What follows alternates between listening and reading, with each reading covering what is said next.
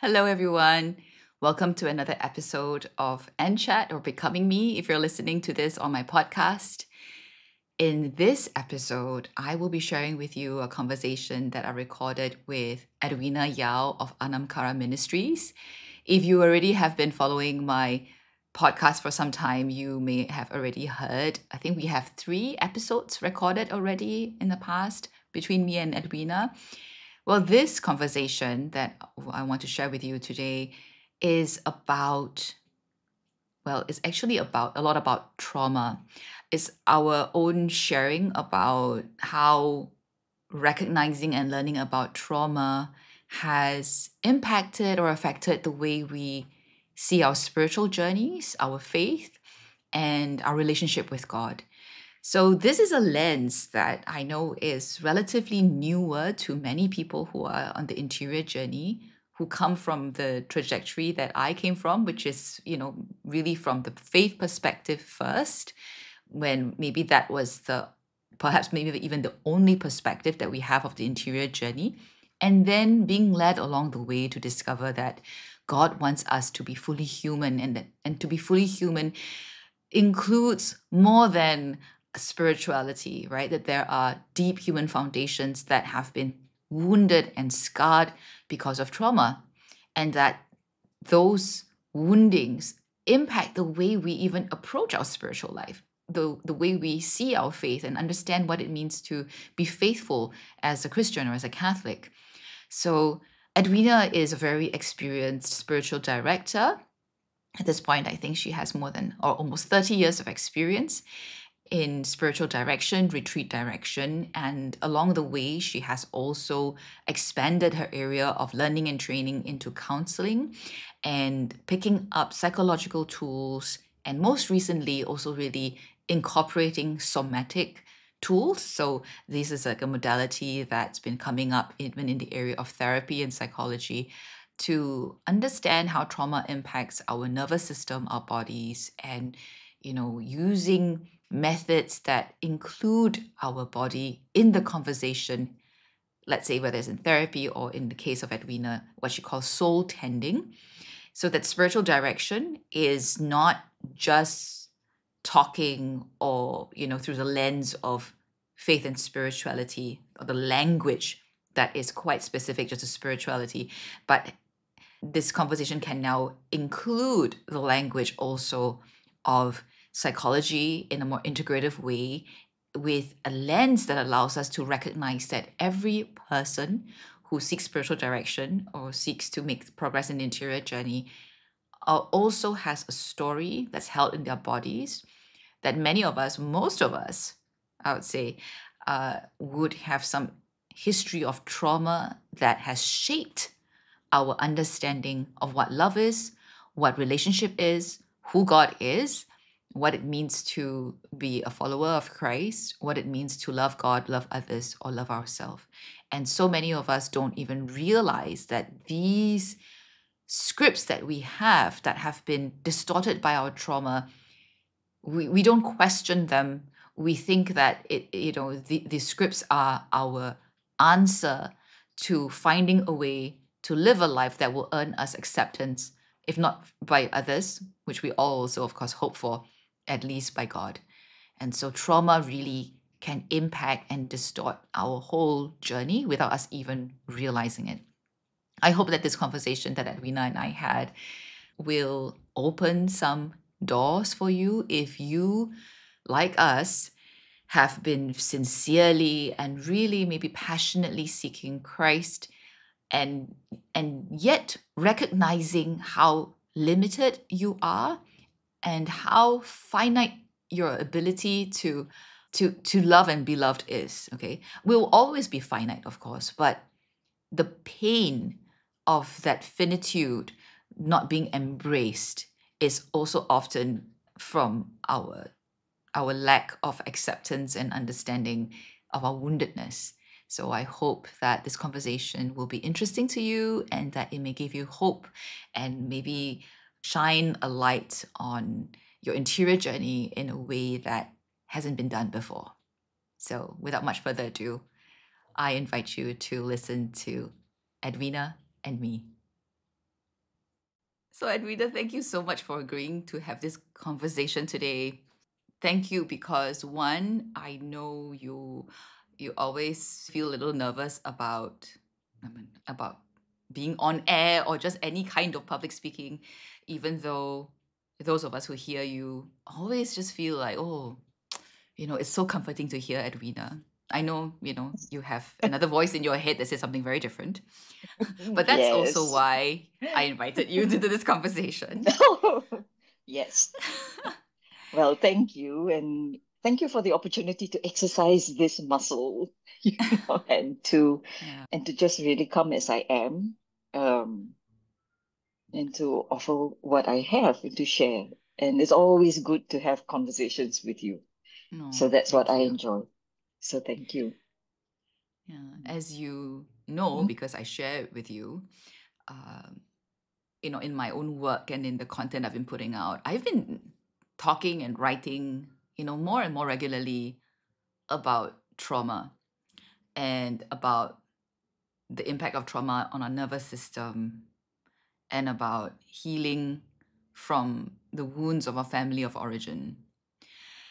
mm, And, you know, just very recently, I was trying to think back, how did I end up here? Here, as in, talking so much about trauma and the nervous system, or being so involved in my own journey in this area of inner work, right? Because when I trace back my journey, when it first began, it was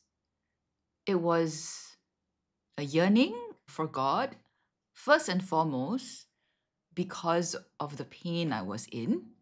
I've mm, shared before in my podcast and on my other videos that I think my first awakening or turning to God in a more personal way was as a teenager when I went on a pilgrimage to Europe, with my family, and the stories of the saints who always had so much suffering in their lives, but yet it seemed always had hope and inner peace or joy. Or that's the impression I had, as a teenager. That really made me feel like I want what they had.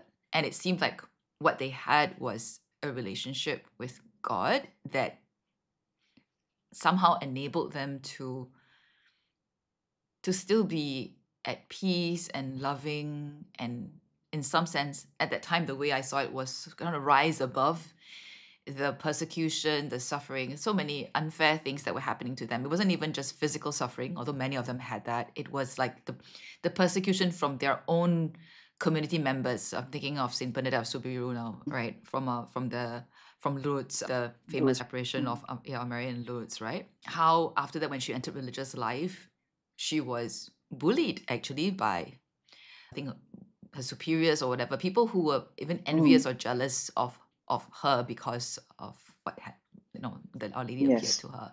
And she's just one example, right? The saints had so much pain, but they were so close to God, and that relationship seemed to give them so much, I don't know, Mm, joy, peace, which was what I was looking for. And so that started me on my quest, my lifelong quest, right? How can mm, I draw closer to God? How can I, um, yeah, I don't know. I think it's like, how can I dot, dot, dot? I don't really know what I was looking for. mm, So I went, I studied, I learned about my faith, about the Catholic faith. I read so much. I went on retreats. Later on, mm, spiritual direction, silent retreats, whatever it was that I found out about that I thought could help deepen this relationship with God. You know, I availed myself to. But something that now realize looking back is that a lot of the struggles that I bring to my retreats, to my retreat direction, to spiritual direction, a lot of those struggles often to do with relationships or people, whether it's primary relationships in my life or with people that I'm ministering to or colleagues, whatever it was, mm, they came from the deep pain of my broken humanity. Can I say that? Like now I know that, but for so long, all those years and Mm, decades, I never knew that. I only saw it as I still needed to grow in holiness. It's mm, because I'm not close enough to God, and that's why I was not generous enough yet. I'm not loving enough. I'm not mhm, patient enough. I'm not compassionate enough. Or I had to deal with how I'm not disciplined enough, maybe, so many things. I think I was not showing up in the way that I imagined a saint would show up because I mhm. was not close enough to God. I didn't love God enough. And what struck me was how, in all the years of mm, retreats and conversations that I've had with maybe religious or priests, spiritual directors, how few of those conversations, as helpful as those conversations were at that time, how few of those conversations um, redirected me or clued me in that I needed some kind of human or emotional healing. Mm, All right. The mm, one time that stood out was when my director for the spiritual exercises, after I completed the 19th annotation fully, and then in mm, the following year, she mentioned to me that she thought perhaps I needed inner child healing. And, that was something that kind of like made me aware that there was even such a thing. mm, So I wanted to bring you on today because you practiced for many many years as a spiritual director as well, and as a retreat director. You still kind of do that, as in I know you still sometimes do individual direction for retreats upon request, but I know that you've expanded your practice beyond what people generally think of as spiritual direction to something that's more interdisciplinary and more integrative, and that includes psychology, even more recently in the recent years, incorporating somatic practices. I know you've been learning about yes. somatic practices and about trauma and about the impact of trauma on the nervous system. And you and I have had so many really deep and powerful conversations, not just about this topic, but in sharing about our own journeys in our interior journey, the pain, the the the pain, as well as, I guess, the power of experiencing healing from this lens of understanding that trauma has had an imprint on us and that it has impacted our interior journey. So before I turn this over to you, I know that was a really long prelude, but I wanted to set the context as to why we're having this conversation. In your experience, and I know you've seen many, many people, whether it's in direction in retreats and in spiritual direction, how many would you say these are people who are seeking God earnestly, clearly, or else they wouldn't be going for direction or retreats? How many would have had some impact from trauma in their lives, and and maybe are not aware or were not aware that whatever it is that they're bringing to you, what they're struggling with, has to do with that imprint of trauma in their lives? What percentage, roughly? And I think it's like all. So, All yeah, okay? Yeah. all. All of us. I don't think I have encountered anybody who has not been touched by some form of trauma and how that has shaped their lives and their relationships with others, with themselves, and with God. And I think it is part of the human condition, actually, that um, it is part of life that we all experience some kind of something that is um, either that was done unto us or that was not done for us. Uh, and because we are all so differently made and our needs are so different, we even when others try to be there for us, sometimes they are not able to give us exactly what we need. And then sometimes life happens And we do experience that. And that shapes us. We experience this, either this lack or this hurt. And therefore, in our need to survive and to deal with this, we learn ways of coping.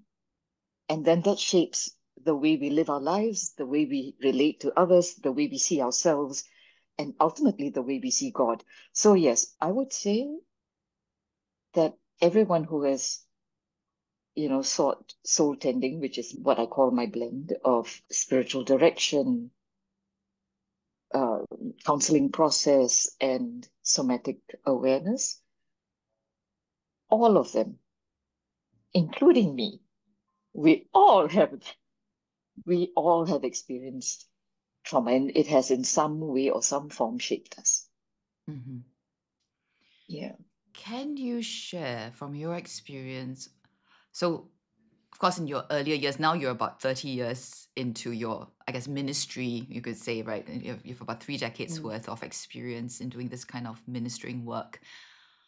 What difference has it made now that you have this trauma lens compared to before when you didn't have this lens of recognizing, that the person that comes to you, that even though you don't know what it exactly is, you can sense that there's trauma there. And secondly, what difference has it made in terms of how equipped you feel? Like, so the new things that you've been picking up beyond the pastoral skills that you've picked up before in spiritual direction, plus of course always the discernment of spirits on your own, listening to the Holy Spirit. What difference has this new awareness made? I think that for me, one of the most important shifts that this trauma lens has given me is a deeper, much, much deeper and more embodied appreciation, a way of appreciating the person that is sitting before me. Before, before I was aware that there was such a thing as trauma, except for, car accidents and things like that, right? In the past, yes, it was always a privilege, and it still is, when someone sits across from me and I get to step onto the holy ground of their lives. Uh, but now with the trauma lens, there the person who sits before me is the holy ground, is the burning bush, is there is such um, a layered complexity almost to the person. And my sense of awe, wonder, and the the sense of you cannot take this person lightly, in not that I ever did, but that there is so much more that I cannot see. And can I really tread very reverently, even more reverently than before, because I don't know what I'm seeing. I really don't know what I'm seeing. And I don't know the story. Not the story in the person's head. That one comes out. But there is another story that the body carries, that that may be actually even hidden to the person themselves. I cannot tell you how privileged, truly privileged I feel to be able to sit there, take off my shoes, and to just sit there with them and to see with them what is actually unfolding before our eyes, even before sometimes any part of the narrative gets shared with us. Mm. The body talks, the spirit Mm. talks, and sometimes all the things that are held inside because of trauma, which is a disruption. Trauma does Mm-hmm. cause a disruption between Mm-hmm. the mind, body, and spirit connection.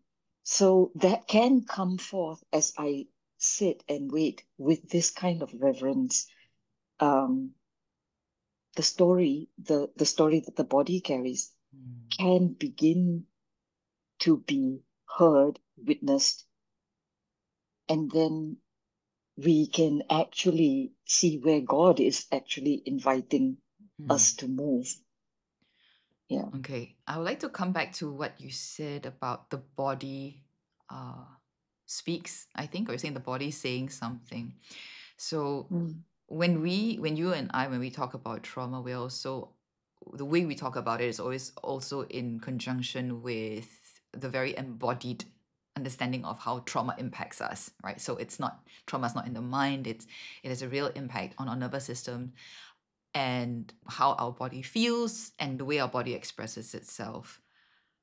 That's something I think that's interesting. So could you give an example when you say someone comes in to see you, let's say for soul tending or retreat direction, and even before they say anything, what might you be already be able to hear from what their body is saying to you, as an example?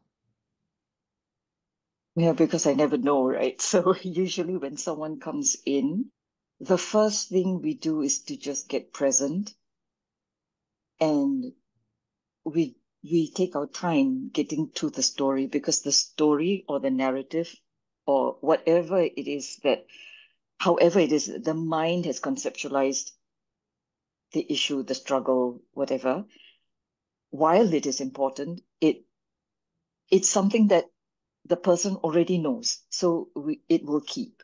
We want to wait for the rest of the body to come online, as it were, to become present, and for us to become present to whatever is here. So as I sit with the person, we take time for the person to orientate themselves to the room, to get a sense of whether they feel comfortable, whether they don't, or the distance that they are sitting away from me, whether that's comfortable, whether they need it a little bit closer or a little bit further away, whether, there's too much energy. They realize that they're too empty and they can't sit down.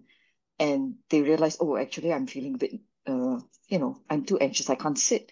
And so maybe they can stand, they can walk if the size and the space allows. And we wait for us to become aware of what is already present, how the body is already beginning to talk, whether it's in nervousness or whether it's, oh yeah, no, I'm suddenly feeling so tired. I'm just so tired. I came in, my mind was buzzing, and I'm going to talk to Edwina about this and this and this and this. And then now that I'm here and we do this exercise, and I'm just so tired, I just want to curl up and I just want to sleep. I have no idea why I came in. And so we listen and we make space for what the body is saying. And usually when we go this way, we eventually come full circle to whatever the mind had been holding. But it comes in a much more roundabout way that honors the parts that are not yet ready to talk about it, maybe the parts that are wanting to talk about another bit of the story, not exactly the story in my head. So when we take time to just slow down and to tune in, to become present, we follow the direction of what is already flowing and what is ready to be seen, and in a way that is very respectful, that doesn't force the issue, that doesn't take a sledgehammer to the problem, that respects that whatever is here, whether it be resistance, and especially if there is resistance, we respect that this resistance is protecting is really sacred. And we go very gently and respectfully and without assuming that we know how to fix, because we don't. But the inner wisdom that is gifted to us, to each one of us, that wisdom, that original blessing that is held in the body, it knows. It knows the way we need to approach the issue. And all we need to do is to bear witness to how it wants to unfold and to accompany it, to be with it in a way that is compassionate, that is kind, that doesn't assume that I know better than you, because really, I don't. Nobody does. Only the person and God within knows. I only get to bear witness, to accompany, to share what I see so that they can test and say, oh, yeah, that's true. Oh, I didn't realize that. Yeah, because sometimes we have blind spots. But really, what I do is I simply bear witness and then I reflect it back to them. And then they counter check. Is this true? No, it's not true. It's more like this. It's not, I don't feel anger. It's sadness. Oh, so there's sadness. So what we thought was anxiety or anger is not. It's actually sadness. So let's just be with sadness and see what comes from that. And maybe there's something else behind sadness. And so it goes. It's a story that unfolds slowly, if that makes sense. So this whole process that you've just described, how is that more trauma informed or sensitive to the presence of trauma in the person who comes to you, as opposed to, let's say, the usual, we'll just sit down and let the person talk. And of course, usually the person will lead with the story they have inside their heads, the interpretation that they already have about the issues that they have, for example. Are you able to say something to that? I suppose what is different is that I do not automatically go to the spiritual. I tend to, in my practice, go with the flow of the body and wait for what the body will speak first. Because I have found that it is a lot gentler for the person who is coming to me for a session to go in where it's how shall I say this? Maybe it might be unfamiliar, because for most of them, when they first come to me, this is completely alien. We don't pay attention to the body. And in fact, this part, neck downwards, they don't even know they have something there. So it's really unfamiliar and not very comfortable or um, experience for them at the start, because what they are in the past, the people whom I used to do spiritual direction with would come in already thinking a story, and that story would be clouded by their perception of God and their understanding of what church perhaps requires of them to be or do.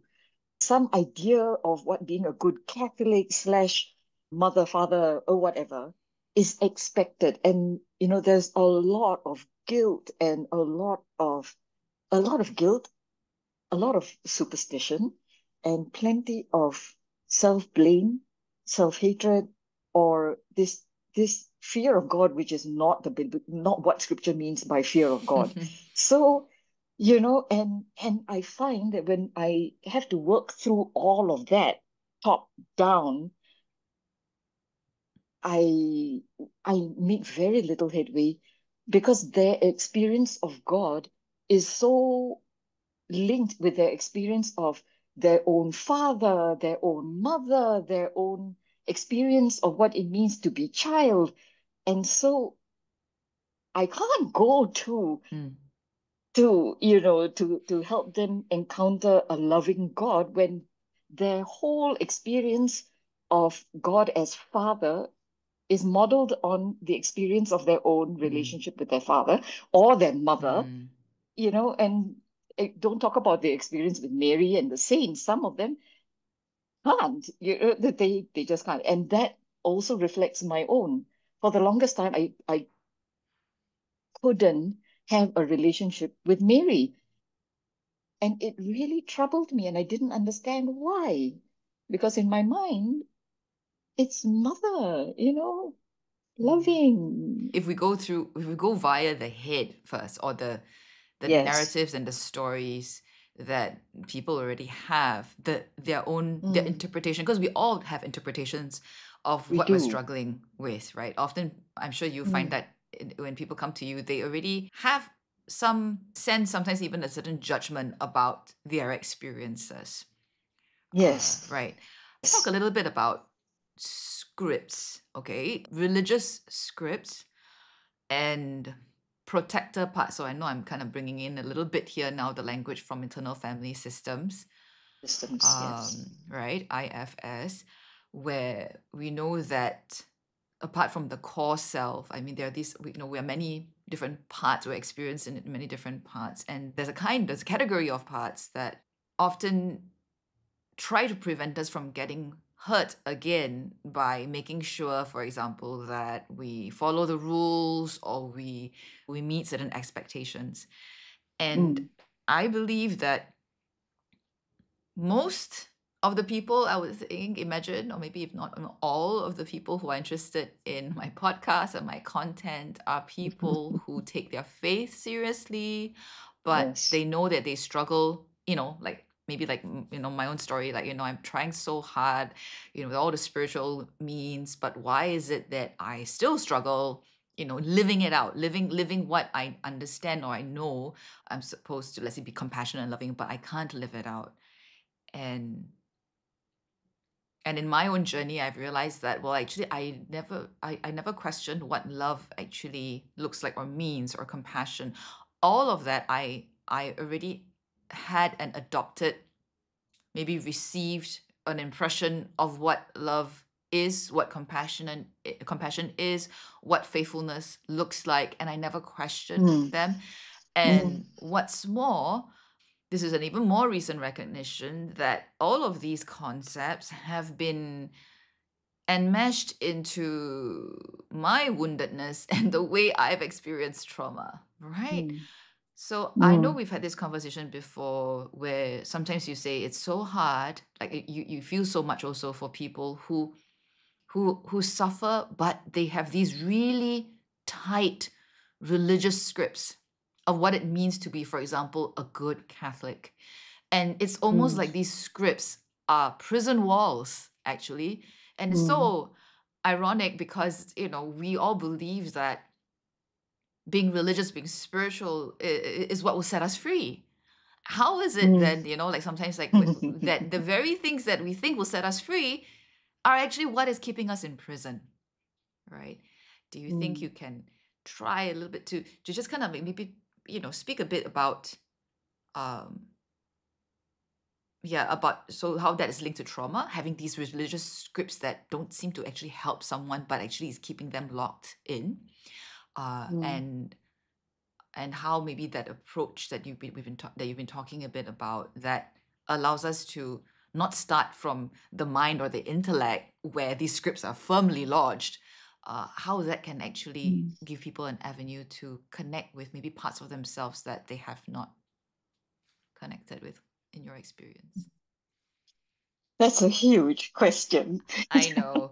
It's okay. You don't have to answer the whole thing, Ah, but just for example, okay, so let's just focus on how would you agree that there definitely are a lot of, very sincere people seeking God who do not realize how no, trapped they are in the prison of their religious Catholic scripts or Christian, whatever, no, Catholic scripts. absolutely, absolutely. There is not a single person whom I have encountered who hasn't deeply and sincerely, with all they are aware of and all that they have, seek God. They are seeking, or else they wouldn't have Mm-hmm. come to seek out spiritual direction. They wouldn't have risked, being vulnerable, Mm-hmm. and sharing things which they probably don't share with other people. Every single one of them has a deep, deep desire for intimacy with God, for becoming, for drawing closer to God. But yes, they also are sometimes not aware that they even have scripts in their minds that tell them that if you want to be close to God, this is what you do. Well, they have some idea that, yes, and it comes out in language like, but shouldn't I go for Mass every day? Or shouldn't I, it doesn't this mean, if I can't forgive, then I'm not loving, I'm not being loving, or um, I'm not obeying the commandments, in things like that. So the language that comes out does give a clue as to what story they are actually running, what script is actually running behind in their minds. So in a session, I would actually listen to that story when it comes out, or I reflect and say, oh, so there is this idea that you have. And then slowly we look at what is the image of God that they have. And then where perhaps in their lived experience this has been true. Like God is, if you don't do this, a bolt from heaven will come and will strike you. Or, I will be punished if I don't do the right thing. Or if I'm not loving, or if I'm not generous, I don't take care of my parents, I don't live with them, and till they die, yeah, then I will be punished because I'm unfilial or whatever. So there could be any kind of script. And so when we look at that, we tease out a little bit what is their image of God, some as the punisher, as the one who's quite harsh. And then we say, oh yes, but then when you look at these verses in the scripture which describe God as loving, as kind, and come to me, all ye who are weary and are heavy burdened, and I will give you rest. How do you reconcile that? And they can't, because they seem, it's like God is schizophrenic, I mean, or that he's got multiple personalities. So and so then we begin to look at what has your experience of Father been like. And then we come back to the lived experience, so Okay. that we can begin to see that they are making God in somebody's image. Then we can we can put a hold to this image of God. We can contain this and say that, this is some sort of image that you have. Whether it is truly reflective of who God is, we don't know, because it is colored by how you have experienced father or mother. Yes, That. I'm glad you brought that in, because I was going to say my own experience is that when I realize I'm feeling that way about God, I will always be puzzled because I know intellectually that's Mm. not who God is, right? Yes, Like I yes, intellectually believe that He is compassionate and is loving. yes, I do. But it's when I become aware, it's almost like I become aware that how I live, how I live in the relationship with God is as if He was not yes, that other, compassionate and yes, loving, right? So yes, yes, that separation or that dissonance, at least the way I experience it, is not even so much that it's God who's schizophrenic, but I don't understand why is it that I know God to be a certain way, at least intellectually, and I believe it yes, intellectually. Why is it that I can't experience him that way, or that it's yeah, no, I wouldn't even say I can't experience him that way, because I have experienced his love yes, before, real, the graces, the yes, constellations and all that. yes, But why is it that if I observe myself, I yes, am still behaving like I am fearful, like yes, I can't be confident that his love is that he's truly, got your back. truly, Yes. yes, and that it's truly unconditional, you Mm, know. yeah. And so can you say maybe here a little bit about why, how that links to trauma? Why is it that someone like me can have that kind of dissonance? I would say that goes back to the internal family systems. That does give us a lens through which we can understand this. this crazy, experience of why is it that, Iron Legion, there's a part of me that totally believes, and then there is another part that totally cannot trust. And yeah, so it does come to this, come back to this whole sense of, well, this is the way I have the way I understand it, as I bring together the different strands of psychology as well as spirituality, that the self, the core self, the true self, the I whom God has created is created good. And it is created in union with God, with others, and it is one. But as I go through life, my system, this wonderful system that God has built into me, which ensures my survival, will do whatever it takes to keep me alive. And even if that means that as I go through an experience, my system learns, okay, if you are in, let's say, if I grew up in a family that is quite authoritarian, as most Chinese or Peranakan families can be, yeah. So it's very authoritarian, or there is one very strong parent, and you do as I do, you don't question, you don't do, whatever. You learn, you cope. In order to survive as a child, you have to depend so much on your parent. So you learn to, you your system will assess the situation and find the best way to survive this childhood. So either it could be, in rebellion, or it could be in appeasing, fawning, pleasing, or shutting down. Yeah. And then this becomes your way of surviving. And this is how a part forms, in a sense, a part of you that almost becomes the place where you have to live. It's not who you really are, but this is who you have had to become in order to survive. So this is not your true self. Okay. So, but the true self is still there. It doesn't go away. What God blesses us with never goes away. He gives, once he gives, he never revokes his gift.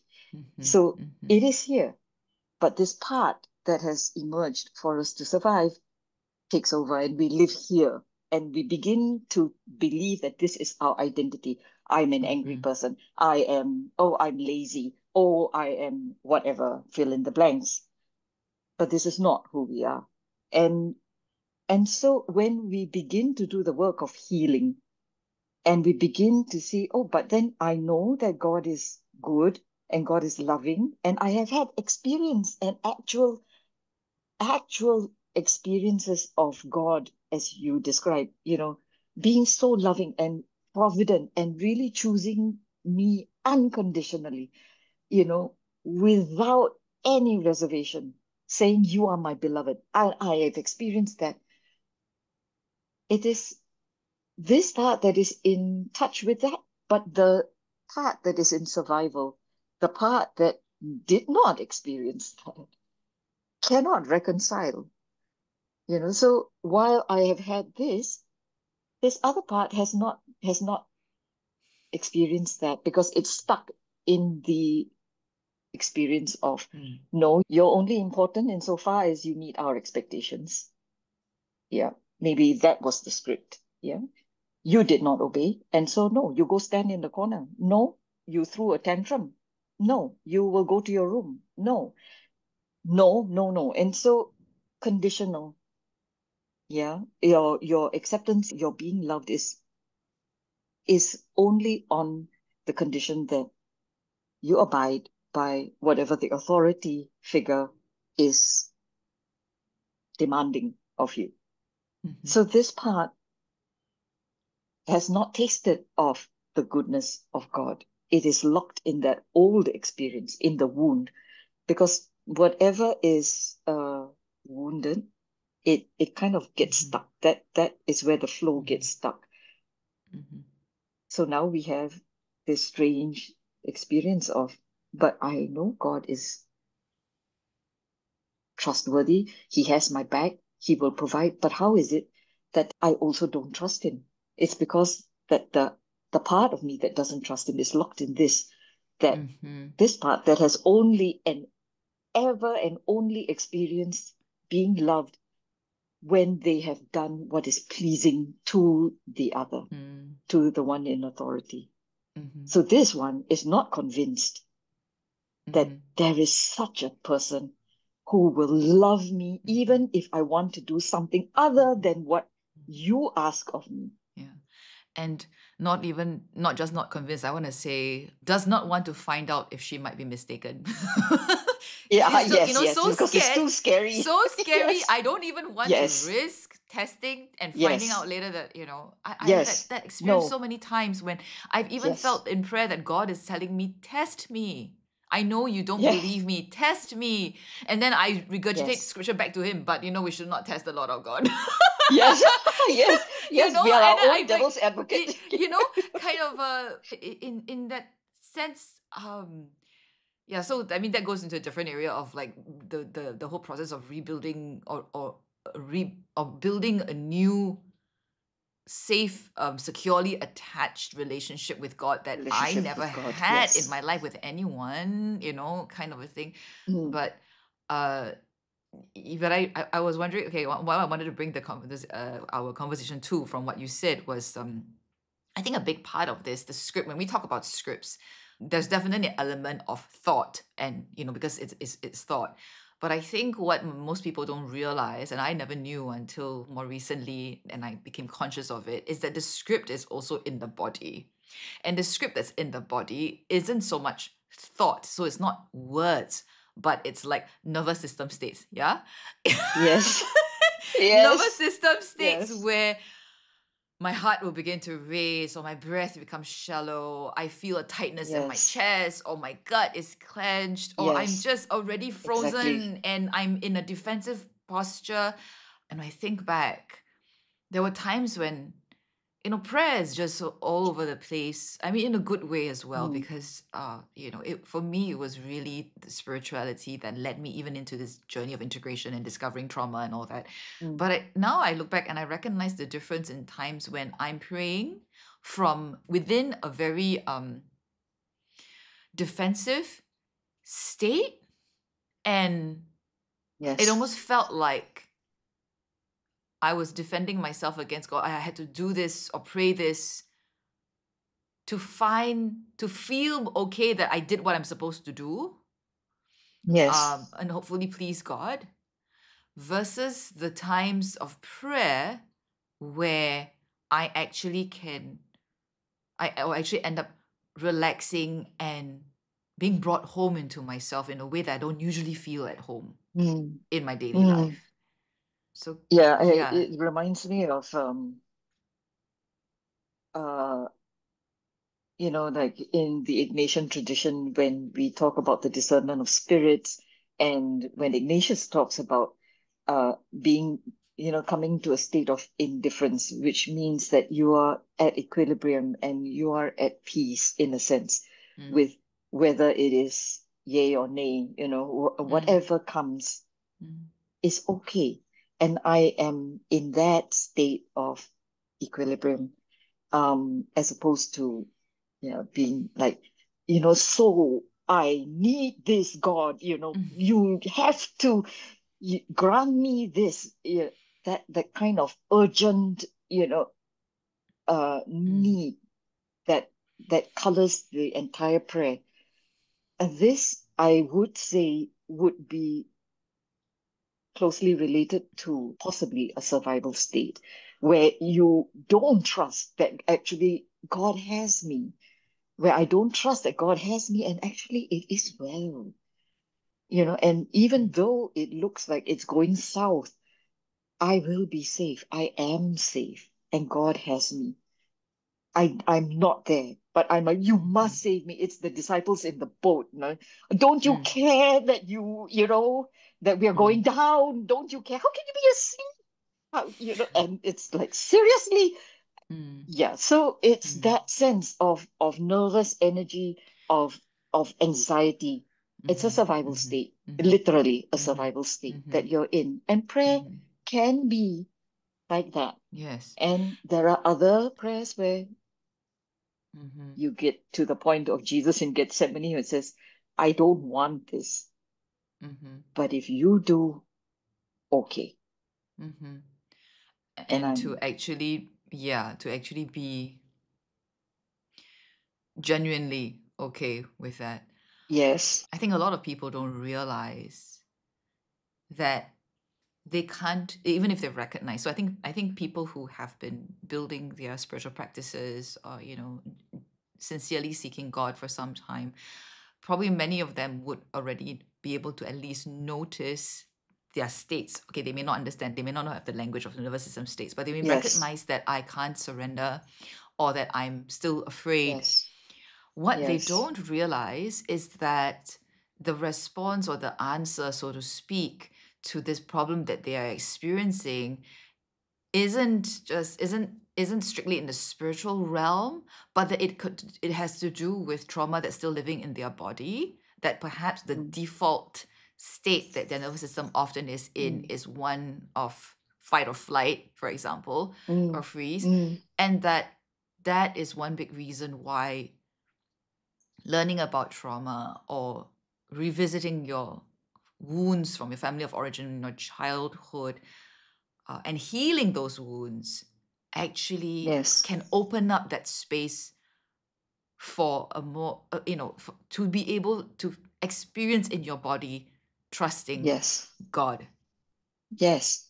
And I think that's absolutely important because everything is connected anyway. We are a whole, but we are many parts. So there is a spiritual dimension, there is a physical dimension, there is an intellectual, mental, psychological dimension, there is a social dimension, and all of these are interconnected.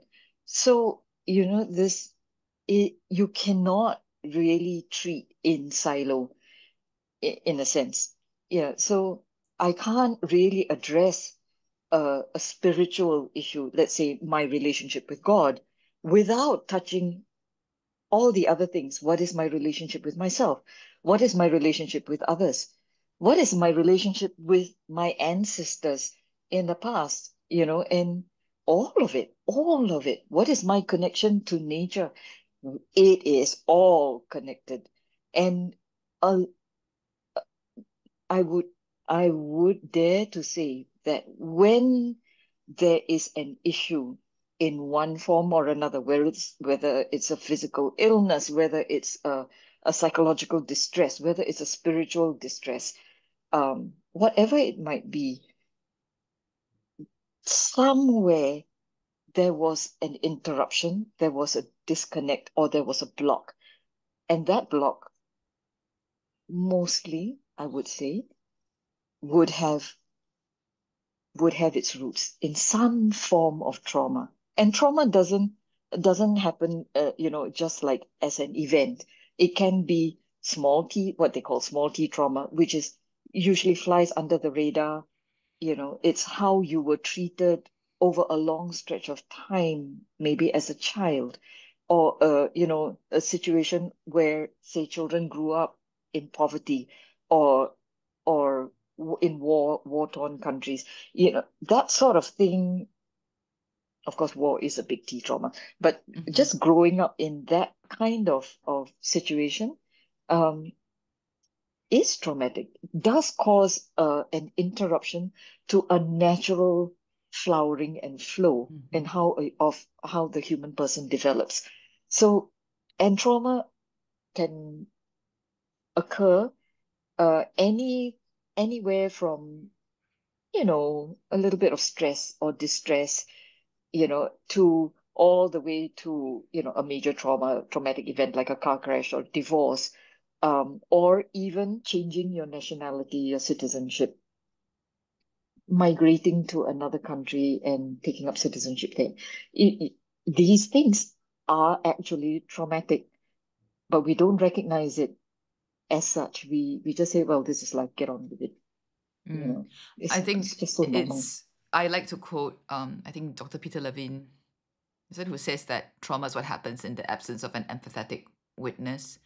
I think, Yes. and both Yes. he and Dr. Gabor Mate often stresses it's not just the experience of the incident or the Yes. situation. A lot of Yes. it is That too. what's the interior experience, and were you alone Yes. in it, or Were was you there, alone? Yes. or was there someone with you, and then that was processed and you were held, and then that Yes. potentially traumatic Yes. environment or experience Event that you or had can be resolved, or then it would no longer yes. be lodged in your body, Yes. right? Or else Yes. it actually Yes. becomes locked in your body and becomes much worse. I think over Yes. time it influences all your future, I mean your current and Yes. your future Yes. responses. Exactly. So it's not just the event. Mm, An event could be mm, traumatic, mm, but the actual trauma happens when in the absence of being, as you say, witnessed or held, mhm, or that there was accompaniment and mhm, someone to co-regulate with mhm, you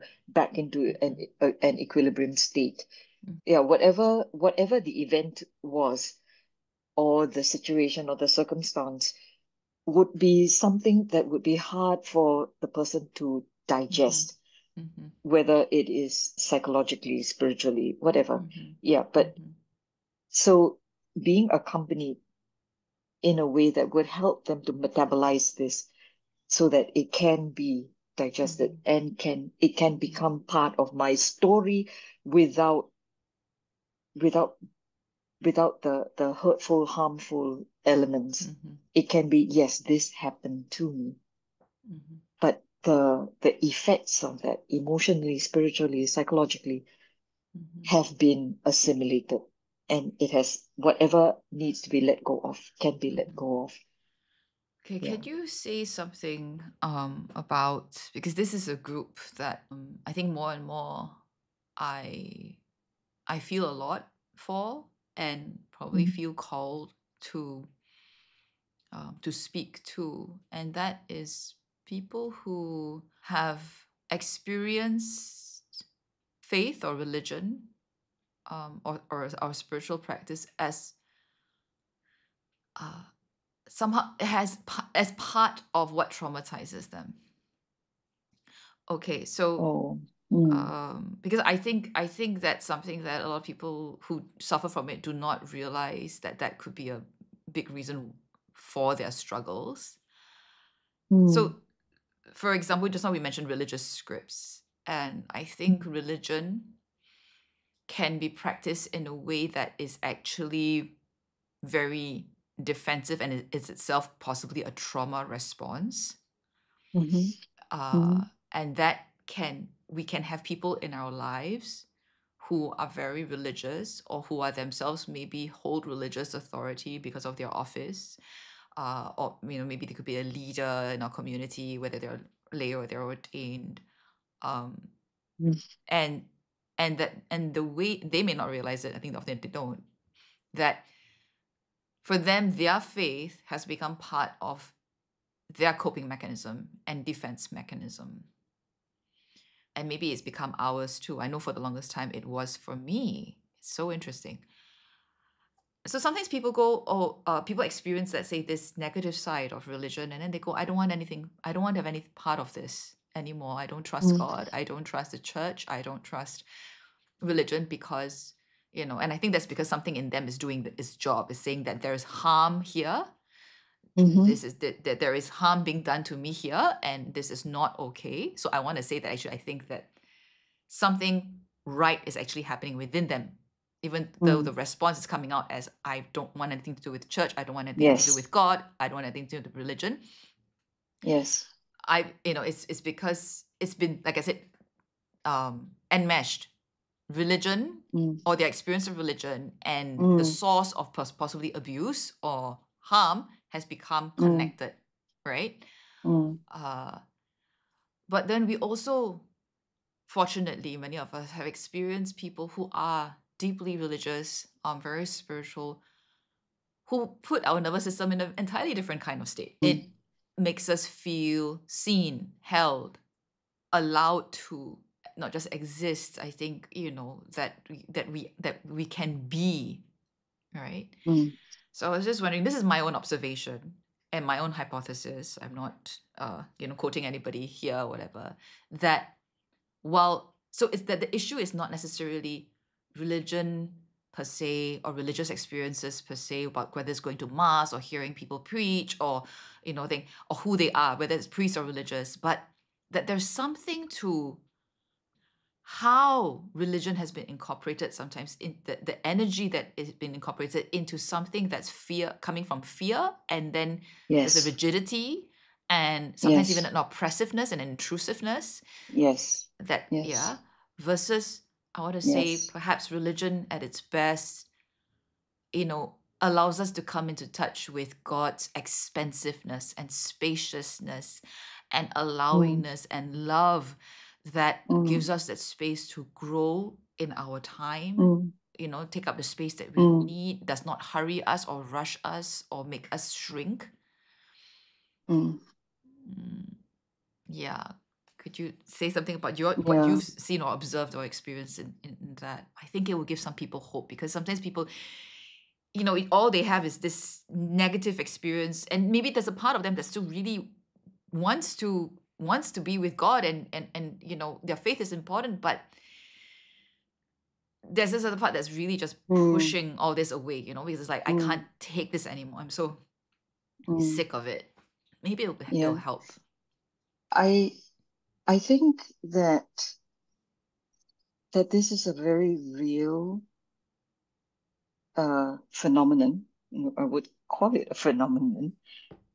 Um, there are so many ways to to answer this, but okay. I would say that yes, there is a large part of our Catholic faith that is very well, okay. When you think Catholic, you tend to think magisterium teachings, and it's quite structured and Ten Commandments, do this, and all that kind of things.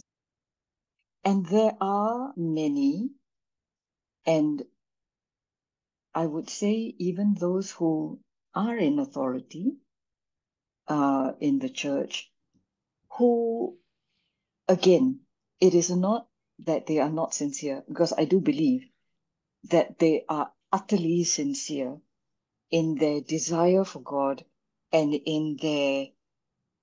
uh, in their deep love for God. Yeah, but to touch back onto their lived experience, if your lived experience has only told you that you are safe and you are loved and you will go to heaven only if you obey the rules, yeah, and if at the slightest, you know, infringement, please go to confession, or else you cannot receive the sacrament, or you cannot receive the Eucharist.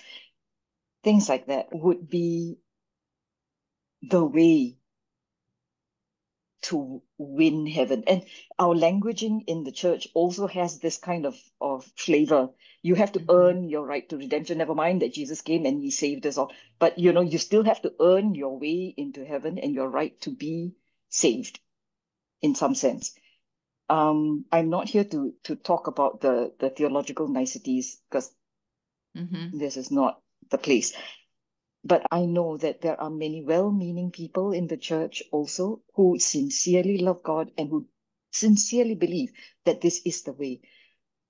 But I do wonder whether or not that this is a result of their lived experience and some trauma in their relationships, their primary relationships even, that have caused them to develop this kind of image of God and this image of the church, and to have therefore this relationship.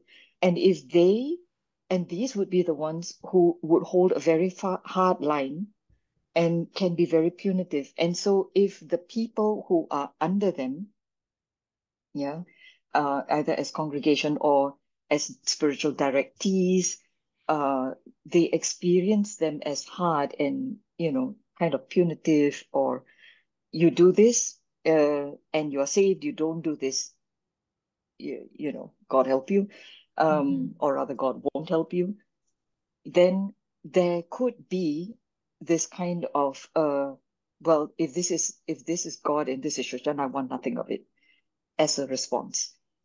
Yeah. Mhm. And so Mhm. if there is something of this flavor, then yes, I would say that no matter what, whatever the person who is feeling this kind of ambivalence towards God, towards church, and they are different, God and church. So Mhm. the yeah, Amen to it that. is. And thank God for that. That God and And church are thank not the God for same. that. They are Yeah. not. They are not. So Mhm. so even if they do have this kind of resistance, the one thing that I have come to truly deeply respect is that all resistance is sacred and Mhm. has to be reverently approached, especially resistance, because it does protect something that is very vulnerable, that Mhm. is something very core, that Mhm. invites us to take off our shoes, to be with it, and to begin Mhm. to listen to what it is saying and to the wisdom that it actually Mhm. carries. Mhm. So, Mhm. and it might be saying that this is not the God that I know. This is not the God that I have experienced. So why? Mhm. Why why must I? Why, like to come back to your own experience where you actually feel God just telling you, why don't you test me? Come on, Mhm. push the envelope. Yeah. Mhm. Or as Mhm. I can't remember which saying this is, who said, you want to sin, you sin bravely, or don't sin at all. Just do it Right. well. If you're going to break the 10 commandments, break them all and break them well. And see, yeah, how will we know the love of God is, as Jesus says, right? The one who was forgiven more, Mhm. on who Yes. experienced really Yes. that God is love. Yes, then you will love, Love even more. because you Yes. will love even Love God. more. But if you have Absolutely. not experienced that kind of love, and all Mhm. you have experienced are dregs, what you will give is dregs, because you will Mhm. not dare to push the envelope. Yes. So there Yes. is a wisdom. Mhm. Yes. I have found in my journey, God is the most radical of them all, he's, Yes. if anything, like, say, based on my old scripts, God is the one that's leading me astray. Like, all the time I'm like, are you sure? Yeah, Like, seriously, like, you're asking me to I know, step, right? like, like, kind of like to step a little bit out of the line that I've been so trying so hard my whole Careful life to to, hold, to just yes, stay on that narrow line. It was God who showed me that I don't know what it is to live. I'm not myself. I'm not alive. I'm living out of, yes, there's so much timidity. It's like, and that's so not me, because I mean, I'm actually, I think he created me to be very bold, and I like to uh, explore and creative, but there is so much yes, fear in me that has been instilled in me to not make a mistake, because you will yes, pay, you will you know pay. You will you will lose pay. everything. Mm. Mm, And it's so much so that I think one of the broken, or the relationship that's been severed, I think for all trauma survivors, is also the self-trust, right? An inability to trust our absolutely. own assessment, our own judgment, what we are picking up, our own intuition. Mm, mm-hmm. So much so, and I'm not even talking about, oh, I must trust everything that, my gut instinct says, but to even dismiss that outright, or to lose that trust that given time, I am able to build an assessment, to make a sound judgment about Exactly. what is happening here, what God may be saying, and Yes. that I have the authority actually to make a decision on my own behalf, that God has given me that Mm, authority, mm, right, as the person who's living yes. my life. Yes. But Yes. how really trauma, I think, has made us, so many of us, relinquish that authority, to some external source, and we may think it's Yes. God. And it's so funny, right? Because I think some of us have experienced that we think it's God, and we kind of like, okay, you decide, and then he throws it back at us, Yes. right? It's like, no, but Yes. you decide. And then we're like, no, no, no, because Yes. I don't want to make the wrong Yeah. decision. I don't want to make the Yes. wrong decision, so Mm. you decide. But it's, Exactly. yeah, yeah, It is. yeah. Yeah, I remember, I mean, you know my story, right? So, you know Mm-hmm. how I entered the convent, I left the convent and all of that.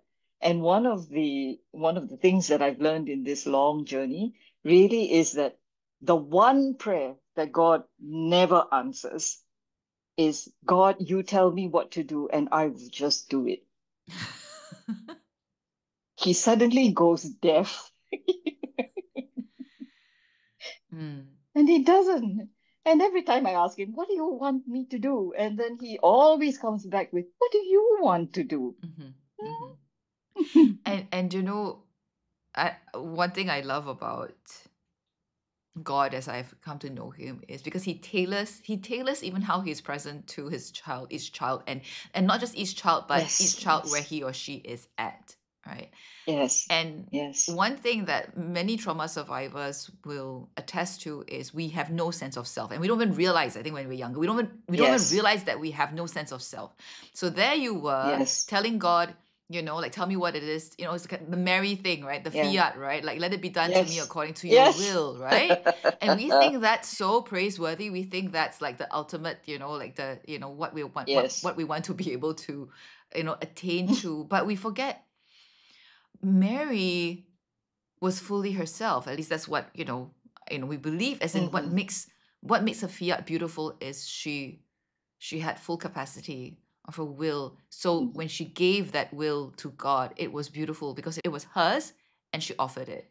hmm What I never hmm realized in all the decades growing up, and after so many years of trying to be like Mary, to be yes, obedient and mm, to surrender to God, was mm, that actually I didn't even had a grasp of my own will. yes, mm, I just wanted to make sure that I didn't do anything to offend him, to displease him. What mm, kind of gift is that? Like what can I say about a self-will that I offer mm, to God when it really isn't mine? Like he has given it to me and I have not mm, taken ownership of it. He has given me the freedom of will and I have not experienced and exercised that freedom. Trauma, mm, now I've realized trauma took that away mm, from me. And I never realized that. And the very tricky thing I think about being very immersed in religion or religious language is that trauma survivors can totally miss that about themselves, that they don't even mm, realize they don't have a sense of self, because it's so easy to just then listen to an external locus of authority telling you what it is that you need to mm, do or what you must do, mm. you Yes, know. exactly. Uh-huh. Yes. And because most of the time, trauma survivors like us, we live in our home away from home, which is one of our survival states. Either we are fighting to appease somebody or to please somebody to keep ourselves safe or whatever, And I guess for me, at least, this is where my part came to the fore. And it was so desperate to know what is the right thing because it was so bad. The repercussions if I were to make a mistake were so horrendous, and it felt devastating. But that was because it wasn't even me in my true self Mhm. making this prayer of offering. Yeah, it was from this survival state that needed to please a God that was, yeah, in some sense, punitive. Mhm. So I remember that one of this particular incident where at that point I thought that I was losing my faith, that I entered the convent to lose my faith. So, and I did share with the I think at that time I was still a novice. So I told the novice miss we were in community and I told the group and the novice mistress that, you know, why do we have to do it like that? I feel like a pawn on a chessboard, like in God Mhm. is when it's almighty hand is coming down and say, you move here and you move there.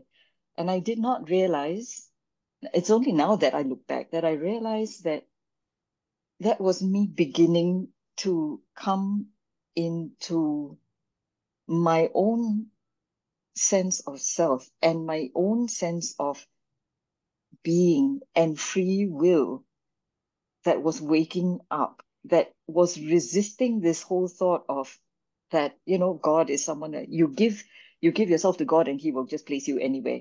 That kind of a thing. Yeah. I don't know. That was probably not what they intended to say, but that's how I Yeah. received it. And And I this think that whole part awoke. yes. And no, I just want to say that yes, it may not be how they intended it, but sometimes it's just also maybe how people have internalized it and interpreted it Yes, and passed it yes. on. So it could be both, Yes, it could be yeah. both. Yeah, so that Yeah. I can't speak for them. I can only Mm, speak for mm, myself mm, and mm. how I received it. Hmm. Yeah, Can but I there tell we you a bit go. of my moment of something equivalent? It's so funny. Mm. Marian consecration. Okay, sorry. I know this may sound Woohoo! controversial to some people. Your 33 days to morning Yes, glory. yes, which is the contemporary version, right? Of the Marian Yes, consecration, or the yes, contemporary version of the Saint Louis de Montfort version of True Devotion yes, to Mary. yes, Um, yes. so for me, someone gave the book to me, and Mm, so I, like you mentioned earlier, I think my relationship with the Trinitarian God is actually um, is richer than my relationship with mm, Mother Mary, and mm, that used to give me anxiety and issues like, I'm not really Catholic, I'm not Catholic enough, I don't understand all these people with devotion to Mary and all that. But then again, since everything points to God, I thought, okay, at least I know I'm building this relationship with God. But mm. it was something in the language, I guess, especially of the original, I think I'm not sure now Oh, which century, but I guess it's quite a mm. few centuries ago, right? About that you make the Marian consecration. When you make the Marian consecration, you're saying that all the merits. Okay, so this is we're going to like the language.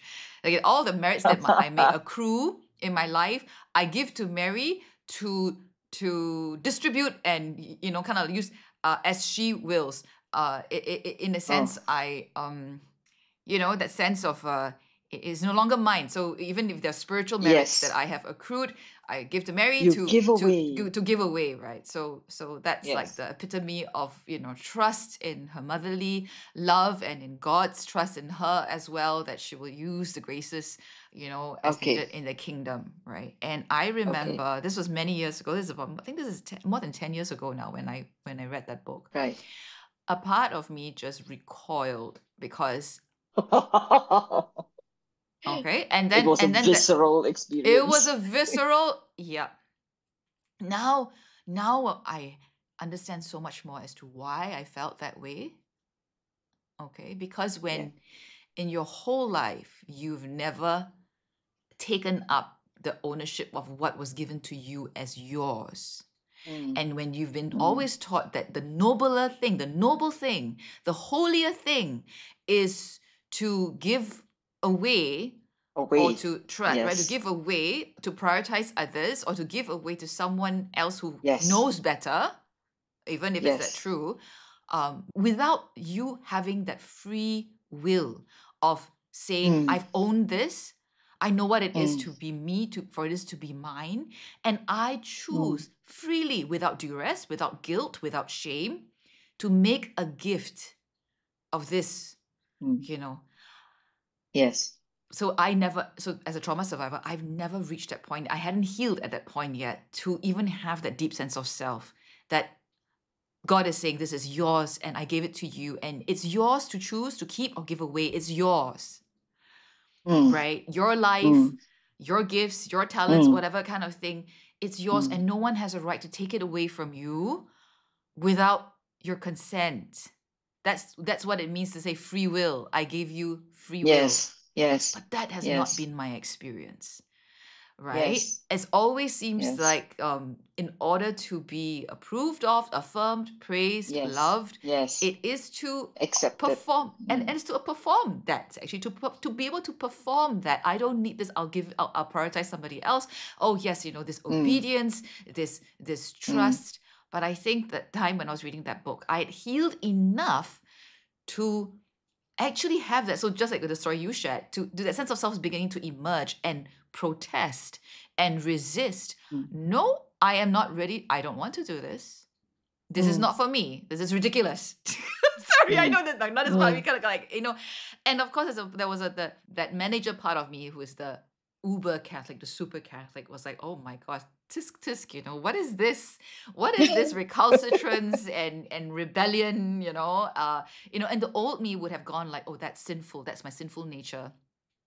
That's my sinful nature coming up, and it should be silenced, it should be suppressed, and all the more I should will myself to surrender to God, and this must be what God is asking of me, because this is not what I want. I mean, that's how distorted I used to, my understanding of faith. I think it's quite familiar to all of us who were not Catholic. Yes. And which is why I think I also want to talk about this, share this, because I've realized that's not what God wants, because God wants me to be fully alive and fully human, and all this, it's not about looking at some point that maybe it might look like that at the end of a journey, perhaps, and then to say that that's, it's just about reaching that point of, let's say, total surrender, complete trust, or whatever that is. That for him, it's not about that. What he wants is each of his children to really flourish, to know how loved they are, to grow. It's like the trees and everything else in creation. I mean, there's a time for it to die, but there's a time for it to be birthed. There's a time for it to grow and to strengthen and to flourish. There are seasons. There are seasons for dying. There are seasons for thriving. And all that was not present in my very passionate and zealous, religious existence, my Catholic life, which was such a big part of my identity. And I think that's why now I so want to help create awareness that for those who really desire to have a deeper, fuller, real relationship with God, like really to be able to trust and maybe ultimately someday reach that kind of total surrender that we don't quite know what it is, but we have a sense that would be very beautiful. It's beautiful if it can be truly freely given. Yes. It is amazingly, incredibly beautiful.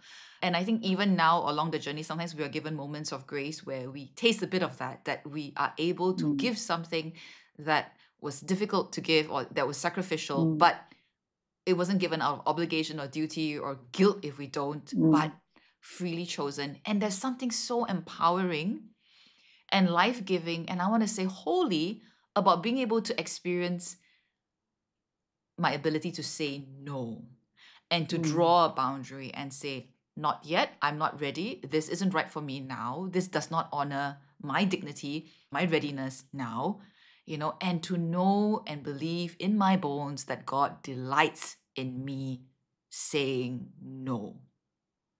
Yes. Because if I'm a toddler spiritually, and maybe I may well be a toddler spiritually, and it is developmentally appropriate for a toddler to keep saying no, to make the differentiation that this is mine and not yours, right? Yes. And I think for a lot of trauma survivors, we would say something, a lot of times is certain developmental stages were interrupted and taken away from us. And so we become adults without those parts of us effectively, emotionally being matured, like fully mature. So maybe we need to revisit those parts and be unashamedly, a toddler or a teenager. Yes, exactly. It's just in that safe spaces.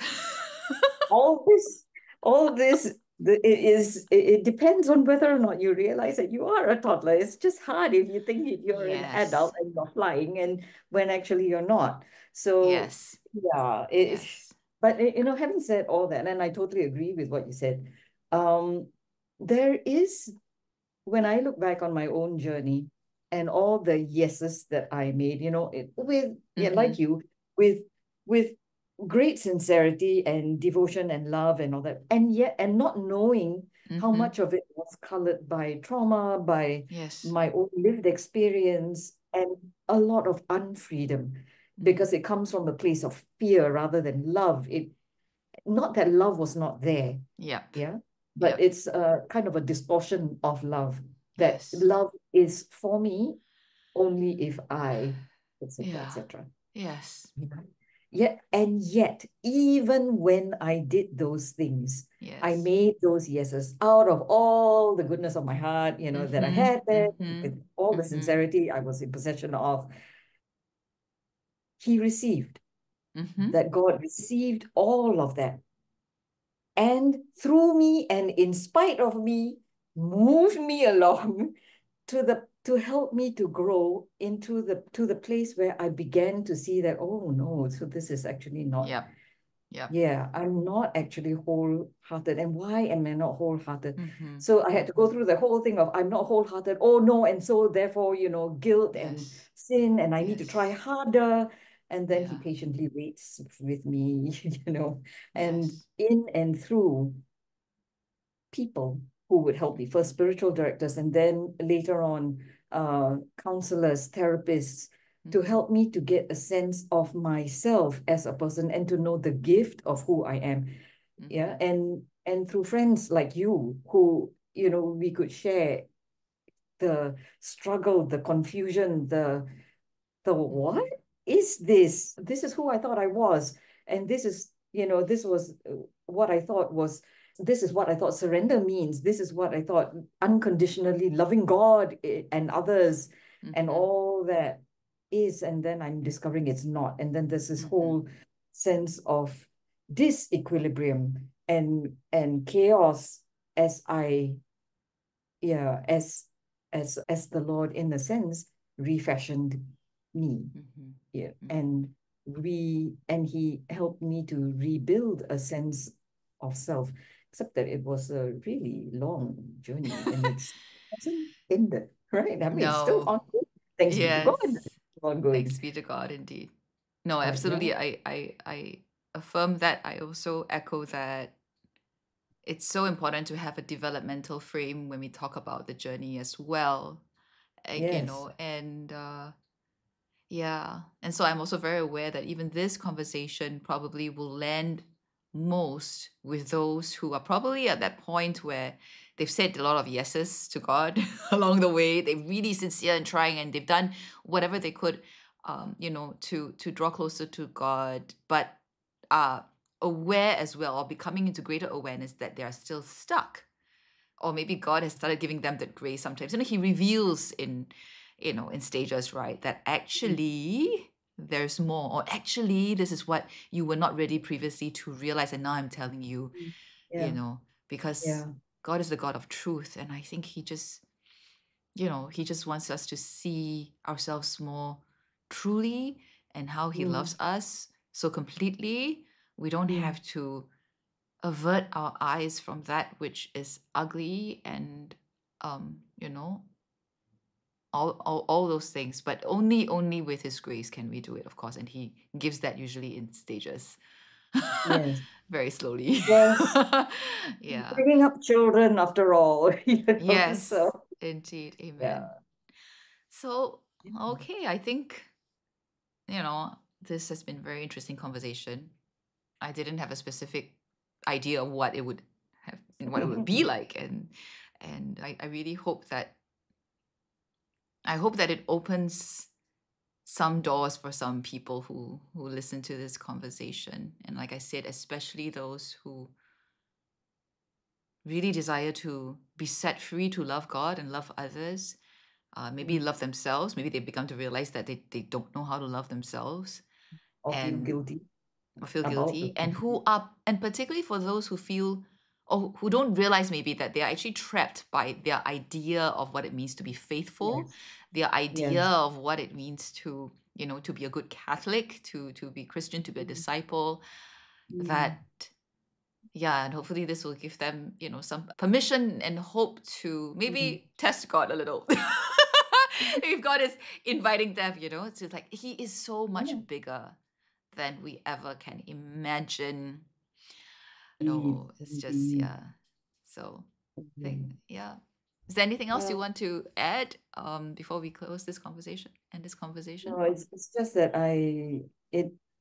as always, it has been an absolute privilege for me to be here, and I really do hope that what we've shared here can bless those who are listening, to invite them to lean with a bit more curiosity into the things that maybe they've taken for granted in their own lives. Like, how do I relate with God really? I know what I believe, but how do I live that? And is there any kind of discrepancy?